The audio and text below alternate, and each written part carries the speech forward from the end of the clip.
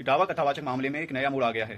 पहले बताया जा रहा था कि जो कथावाचक है उसे इसलिए मारा गया क्योंकि वो ब्राह्मण नहीं था, यादव था, कथा कर रहा था। यानी इस तरह से माहौल बनाया गया कि केवल ब्राह्मण ही कथा कर सकते हैं, यादव नहीं कर सकते, दूसरी जाति की नहीं कर सकते। ये एक प्रकार से ब्राह्मणों के खिलाफ और हिंदू धर्म के खिलाफ एक माहौल बनाने का प्रयास किया जा रहा था। लेकिन अब सच सामने आ गया है। जिस महिला ने इस कथावाचक को बुलाया था, उस महिला ने आरोप लगाया है कि ये कथावाचक उसके साथ बदसलूकी कर रहा था, उसके साथ छेड़छाड़ करने की कोशिश कर रहा था, उसे गलत तरीके से छूने का प्रयास कर रहा था। ये बात उसने अपने पति को बताई और उसके बाद ये सारा मामला हुआ।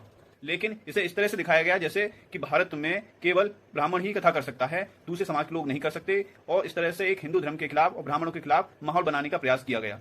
इसमें अखिलेश यादव भी बीच में कूद पड़े और उन्होंने बिना मामले को जाने हुए उन्होंने 50,000 रुपए की घोषणा भी कर दी कि उस कथावाचक को देंगे, और उन्होंने अपने मुख्यालय बुलाकर उन कथावाचकों को बुलाया और 50-50 हजार का चेक भी दे दिया।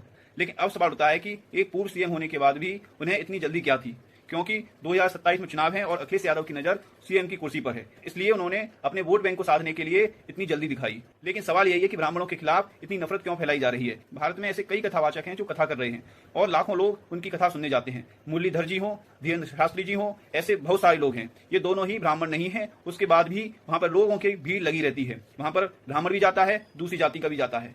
भारत में ब्राह्मणों के खिलाफ एक षड्यंत्र रचा जा रहा है, हिंदू धर्म के खिलाफ एक षड्यंत्र रचा जा रहा है। हमें इससे बचने की बहुत आवश्यकता है, सावधान रहना चाहिए और ऐसे प्रोपेगेंडावादियों को, ऐसे प्रोपेगेंडा को रोकना चाहिए।